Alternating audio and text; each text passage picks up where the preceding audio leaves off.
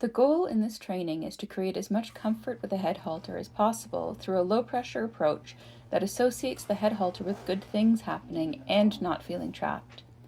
Remember that this can potentially take a couple of weeks of dedicated training to develop comfort. If your dog already has an aversion or is highly sensitive, this might take longer or require more intensive training.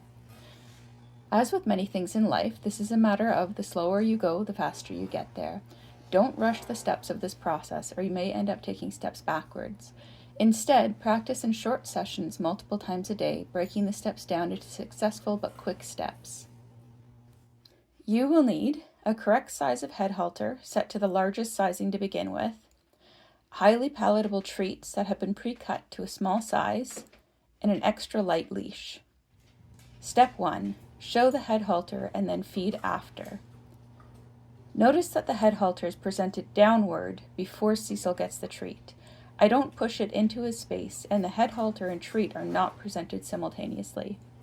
If he wasn't willing to be close to me, I would present the head halter and then toss a treat. I wouldn't attempt to lure him close to me or to the halter. Proceed to the next step only when your dog is approaching willingly when you present the head halter and for the treat in your hand. Next, you can present the food through the nose loop so your dog is engaging the equipment more directly. Step 2. Your dog puts their nose into the nose loop. Hold the nose loop of the head halter so the loop stays open and your fingers are curled back towards yourself rather than poking towards your dog's eyes. Practice this before training your dog so it doesn't feel unnatural for your hand. Present the food a couple inches out from the loop so your dog puts their nose through to get the treat. Notice that the halter is again presented down vertically, not pushed forward towards Cecil. I can't emphasize enough how important this is. Present the equipment without pushing it into your dog's space, and the moment they eat the treat, remove it from their nose. Pushing the equipment into your dog's space or leaving it on will very quickly create an aversion and your dog will begin to avoid it. Because it's easy to do this without noticing you're doing it, I would strongly suggest filming yourself and watching the video clip to see if you are reaching towards your dog. Notice in the slow motion clip that the pointing finger emoji marks where the halter is presented. Cecil moved towards this plane, and after taking the treat, I pull the head halter closer to me to remove it. I'm not reaching into a space to either put it on or to keep it on. Step 3. Your dog will push into the halter. The pressure on the nose loop is often an unpleasant part of wearing a halter. We can incorporate this sensation into training at an early stage with this step. When your dog's nose is in the loop, let the loop rest gently on their nose and hold the bottom where the leash will later attach. Hold this steady, don't push it towards your dog, and allow your dog to reach for the treats. Let your dog eat a couple treats from your hand and again remove it. After several successful repetitions and again holding it steady without pulling, take a couple steps so your dog walks as they push into the nose loop and nibble on the treats. Notice that Cecil is nibbling on the treats from my hand the whole time and I'm not withholding it from him. Also notice that my hands are stationary relative to my body as I move. If you notice your hands are moving around, regroup and start with stationary hands. Step 4. The neck strap. Clip up the neck strap, fitted large enough so it can slip over your dog's head. Again, hold the loops so your dog can easily reach into the halter for the treats. As your dog pushes into the nose loop, slide the neck strap over your dog's head. Just before they finish the treats in your hand, slide it back over and off again. Again, the halter is only on for as long as your dog is eating.